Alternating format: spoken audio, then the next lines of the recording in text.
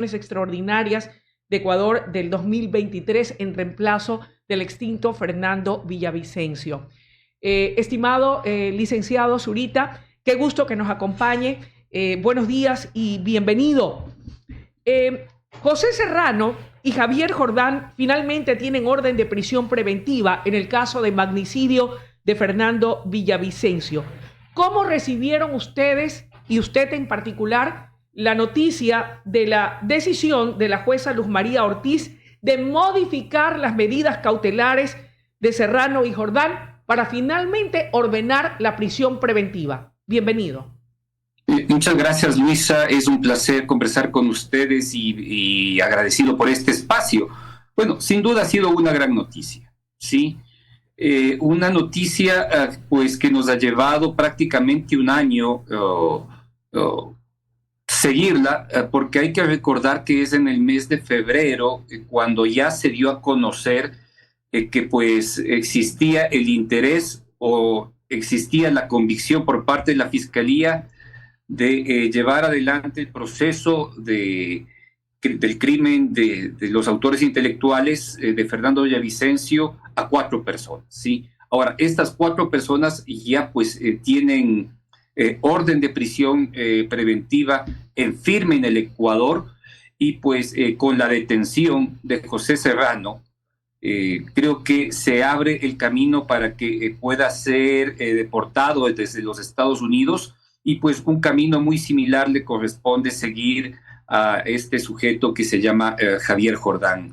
Así que las cosas se han dado de alguna manera de forma valiente, ¿sí? Porque creo que son personas por demás peligrosas, por demás poderosas, ¿sí? Que están en la capacidad de generar enormes daños a quienes efectivamente han estado detrás de sus hechos ligados a la corrupción y otros crímenes brutales. De tal manera que yo recibo con mucha satisfacción esta noticia y pues celebro la decisión de la jueza que pues no se compadece en sí con las acciones que habíamos observado en el pasado con la jueza que pues simplemente pues actuó bajo consideraciones y líneas relacionadas a la Revolución Ciudadana y pues con total cobardía, ¿no?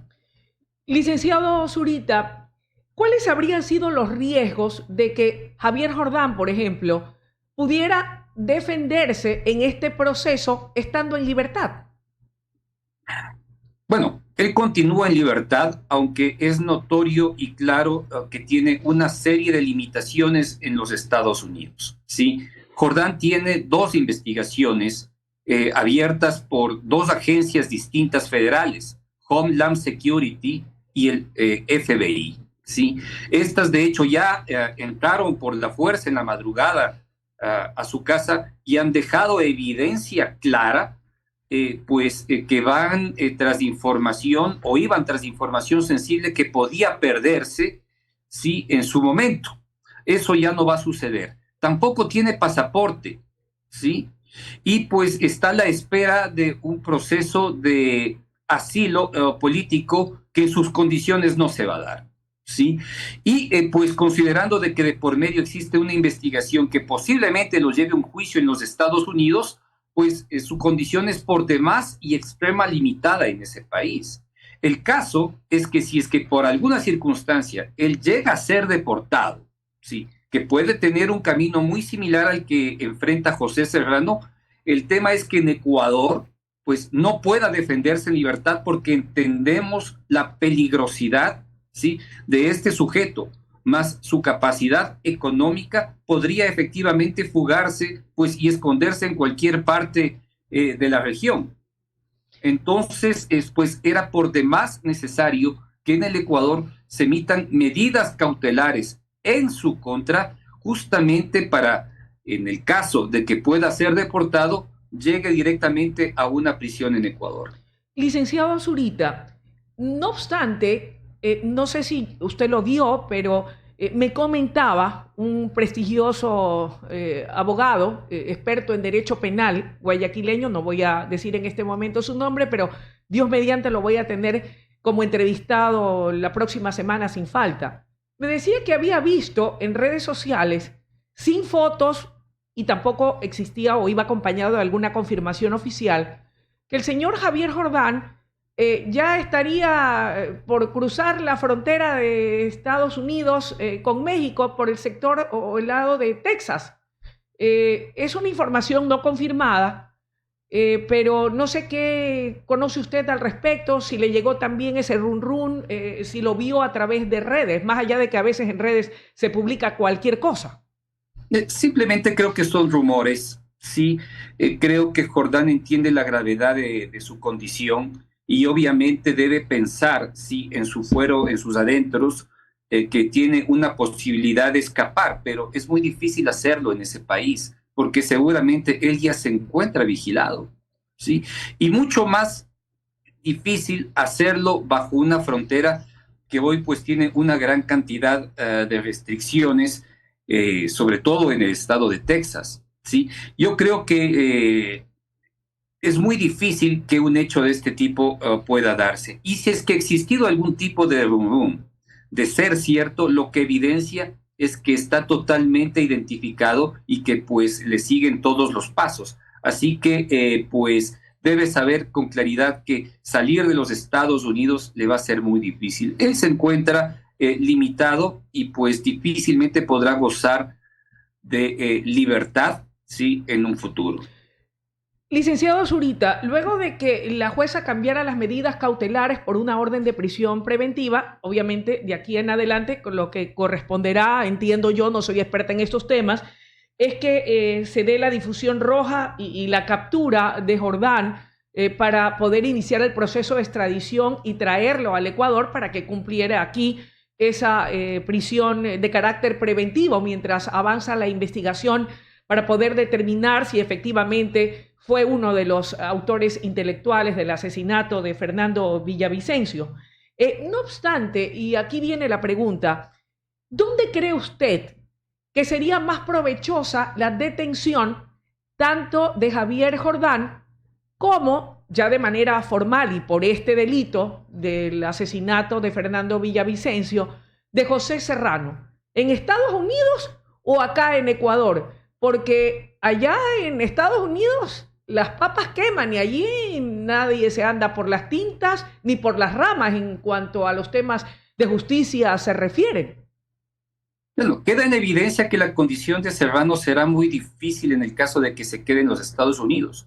Lo que pasa es que las investigaciones federales, dentro de lo que significa el crimen de Fernando Villavicencio, no llegaban hasta Serrano, ¿sí? De hecho, su presencia en el caso es sorpresiva y nueva. Entonces, hasta que autoridades federales, sobre todo de la Fiscalía Federal de Brooklyn, se pongan al día en lo que significa su participación dentro del caso y sea directamente involucrado, puede pasar un tiempo. Sí, yo creo que en este momento, luego de las cooperaciones internacionales que deben existir, pues deben estar muy al día en los hechos que efectivamente involucran a José Serrano. Y en el caso de existir una deportación, ¿sí? Podría existir pues una solicitud, un pedido del FBI que simplemente esto no se dé porque es parte de una investigación federal en los Estados Unidos y es mejor mantenerlo allá. Lo mismo pues podría estar sometido Javier Jordán, ¿sí? Es decir, que pueden estar tanto pues sujetos a las decisiones judiciales que pasen en ese país como a las que efectivamente pueden suceder en Ecuador. La diferencia es que en el caso de Jordán, si es que efectivamente es deportado, él pasaría directamente a una prisión en Ecuador y pues habría que someterlo y tenerlo en condiciones de extrema seguridad justamente para evitar su fuga, tal como hemos visto con capos que tienen la capacidad económica y la estructura suficiente a través de sus encadenamientos con la delincuencia organizada para poderse escapar. Licenciado Zurita, ¿usted cree que con la captura de Javier Jordán y la extradición tanto de él como del señor José Serrano en caso de que finalmente sean hallados culpables, y no solamente existe una presunción, en caso de que finalmente exista una sentencia condenatoria contra Javier Jordán y Serrano como los responsables intelectuales, si ese fuera el caso, del asesinato, del magnicidio de Fernando Villavicencio, ¿ustedes se sentirían con ellos satisfechos o creen que hay gente mucho más pesada o importante más arriba de ellos que también estuvieron o estarían involucrados en lo que fue este asesinato frente a todas las graves denuncias que formulara en vida el ex candidato presidencial y su amigo personal y periodista Fernando Villavicencio? Bueno, primero que todo que es un camino largo, sí, y ya hemos observado cómo Jordán y cómo Serrano tienen la capacidad económica de contratar importantes y prestigiosos abogados. Lo hemos visto el día de ayer, ¿sí? Que pues Serrano se ha presentado con una nueva defensa, con un profesional que tiene experiencia en lo que significa el manejo de casos penales y tienen la posibilidad pues de ralentizar, ¿sí?, el caso por mucho tiempo, ¿sí? Es decir, ahí tenemos un camino aún largo que recorrer. Es verdad que ya existe escrita una verdad histórica que identifica quiénes son los responsables del crimen de Fernando Villavicencio, pero dentro de lo que significa una condena, ellos aún tienen el derecho de sentirse inocentes, ¿sí? Y eso es lo que puede variar en un proceso penal. Esto va a llevar mucho tiempo, ¿sí? Y y estamos hablando de gente muy poderosa. ¿Qué gente más poderosa puede existir más arriba de ellos? Pues solo Jorge Glass y Rafael Correa, absolutamente nadie más, ¿sí?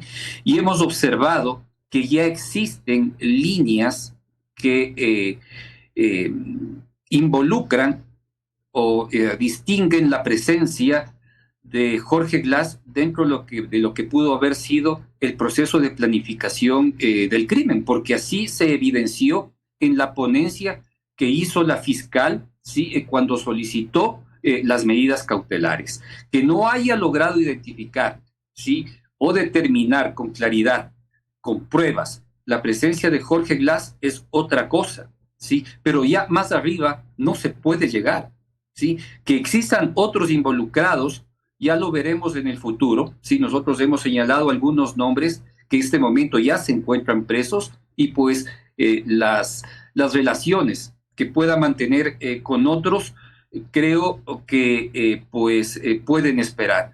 Mientras tanto, con estos 4 nombres, sí, que pues tenemos de por medio a Daniel Salcedo, perdón, como principal colaborador del caso, creo que más allá de José Serrano, con su poder, con su bolsillo, con las relaciones con Jordán y la capacidad de Aliaga, ¿sí?, de ser el operador de la Revolución Ciudadana, hombre, mano derecha de Rafael Correa, pues yo creo que más arriba es difícil llegar. En ese contexto quiere decir entonces que en caso de que finalmente se consiga, que es lo que los familiares, los amigos, los allegados y un país que condenó este asesinato, este caso de magnicidio, este asesinato cobarde y ruin en contra de Fernando Villavicencio, no es que con esa captura y sentencia de Jordán y Serrano ustedes ya se quedan tranquilos y bueno, aquí ya no pasó nada más y cada quien para su casa. Sí, están los nombres de las personas tal vez más importantes e involucradas dentro del caso, pero el magnicidio, el asesinato de Fernando, debemos entenderlos como el más grave que sucede en el presente siglo, ¿no? O sea, no existe crimen más grave cometido contra Fernando en este siglo y los golpes y la desaceleración de lo que significa la lucha por la democracia es evidente, ¿sí? Es decir, que a pesar de que nosotros encontremos a los responsables y se los juzgue, el daño generado al país, ¿sí?, en lo que significa términos democráticos, lucha contra la impunidad, transparencia, apalancamiento de los derechos ciudadanos colectivos, ¿sí? Y pues el funcionamiento de las instituciones se ha visto por demás y tremendamente afectada con esto. Será muy difícil de medir efectivamente los alcances de lo que significa el crimen de Fernando Villavicencio. Y de hecho, todo lo que enfrentamos hoy como nación pasa justamente por hechos como el que sucedieron el 9 de agosto del 2023. De tal manera que, pues, a pesar de que logremos identificar a estos y condenar a estos criminales, ¿sí? Y otros que efectivamente puedan venir en el futuro, pues el daño a la democracia, ¿sí? Está hecho. Más allá del dolor que podamos sentir quienes directamente hemos sido víctimas, ¿sí? De estos brutales hechos, abusos cometidos por poderes directamente relacionados a la corrupción y luego al crimen organizado, pues queda una deuda democrática enorme, enorme, que será muy difícil de llenar. Que existan otros nombres, pues yo creo que ahora tenemos enormes desafíos que enfrentar con los que efectivamente ya ha dado a conocer la justicia, y pues deberíamos primero concentrarnos en estos para luego pensar en cualquier otro tipo de relacionamiento que pueda existir o que se pueda encontrar o encadenar en el futuro. Tanto en el caso de Jordán como de Serrano, ellos y sus respectivas defensas alegan que este juicio en el que se los ha involucrado como presuntos autores intelectuales no es más que una persecución política a la que se han prestado, según he escuchado, porque lo publican a diario en sus redes sociales, acusando a los medios de comunicación y a periodistas, indicando que, pues, que todos nos hemos prestado recibiendo dinero y recursos para acusarlos y ponerlos en descrédito. Ah, no, pues son santos entonces, ¿no? Este hombre que estuvo directamente relacionado con todos los procesos de corrupción en los hospitales del Instituto Ecuatoriano de Seguridad Social de Guayaquil, ¿sí? Este hombre que fue el tesorero, ¿sí? de Leandro Norero, este hombre que ha hecho ingentes negocios, ¿sí? Pues ahora se dice que es una persona perseguida, ¿sí? Existen fotos que evidencian sus relaciones, existen detalles de cómo efectivamente ha comprado grandes mansiones en el Ecuador. Sabemos las condiciones en las que vive. Ahora es identificado por la justicia norteamericana, ¿sí? Como un investigado por 2 agencias federales, y el otro que efectivamente se encuentra preso, imposibilitado de movilizarse porque la justicia y pues las autoridades migratorias en ese país entienden que Serrano se trata de una persona peligrosa, que estuvo involucrado en todos los procesos de persecución a través del sistema de inteligencia, que lo que básicamente era una policía política de persecución a sus enemigos, ¿sí? Que se inventó casos, que persiguió personas, que mandó a matar a otras, ¿sí? Que es José Serrano. Ahora son unos angelitos. O sea, eso solo pasa en la mente, ¿sí? Y en la locura de estos sujetos que aún creen que pueden presentarse públicamente como inocentes y perseguidos. Esa historia, mire, Luisa, ya nadie les cree en el país, ni siquiera su propia gente. Que tengan un troll center, ¿sí? Que efectivamente tenga la capacidad de pagar y pues generar o tratar de generar ciertas tendencias y de amenazas a la gente es otra cosa. La gente en el Ecuador se queda callada por el temor que los tiene, ¿sí?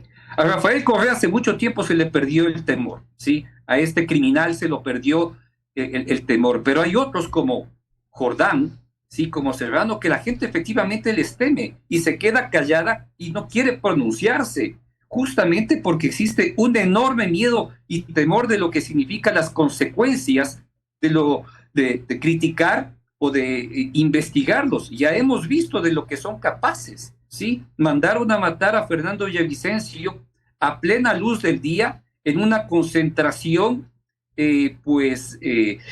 con muchas personas, sí, en el centro de la ciudad de Quito, capital del Ecuador, donde aparentemente, pues, los hechos de violencia no se extendían o no existía un brazo con esas capacidades, donde participaron más de 30 personas. Hemos visto videos en los cuales, personas armadas con fusiles de alto calibre y una decena de motos que participaron, ¿sí? El lanzamiento de granadas dentro de lo que significó esa manifestación o mitin político. Entonces la gente entiende que pues estos sujetos son capaces absolutamente de todo, ¿sí? Con criminales que están presos, que manejan los grupos de delincuencia organizada, que a pesar de que se encuentran limitados en su capacidad de movimiento, aún tienen la posibilidad de tomar decisiones dentro de las cárceles para amedrentar o quizás matar a través de lo que significa la presencia del grupo Los Lobos, ¿sí? A quienes efectivamente quieran. Y estoy hablando del llamado Invisible, que ya ha sido sentenciado a 35 años como autor material del caso de Fernando de Villavicencio. Así que las condiciones que existen alrededor del caso aún son por demás peligrosas. Estimado Cristian, quiero agradecerle la deferencia que ha tenido una vez más de aceptar esta entrevista vía Zoom. Para nosotros era muy importante y sigue siendo poder escucharlo en virtud de cómo avanza este proceso que permita esclarecer y llegar a desentrañar toda la verdad respecto de quienes hayan sido los responsables de este cobarde asesinato. Le envío un fuerte abrazo y seguramente volveremos a conversar en la medida que el proceso avance y vayamos viendo los resultados que se dan. Si es que finalmente, como creo que debiera ser, se logra ya el pedido de extradición por parte de la justicia ecuatoriana a Estados Unidos para que ambos personajes puedan ser deportados y, si son inocentes, tendrán que demostrarlo a través de sus respectivas defensas. Y si son culpables, pues tendrán que cumplir con cárcel y prisión de acuerdo a lo que determine así la justicia. Le envío un fuerte abrazo y mi gratitud. Muy amable. Buenos días. Muchas gracias, Luisa, por sus palabras y su deferencia. Cristian Zurita, periodista, político ecuatoriano, ex candidato presidencial. Vamos en este momento rápidamente, antes de dar paso a nuestro siguiente invitado, el abogado Fernando Llava, representante legal de Industria Molitera y otras empresas del Grupo Empresarial Novoa, a compartir un anuncio muy importante de nuestros auspiciantes. Llegar a tiempo a pagar el agua después del cambio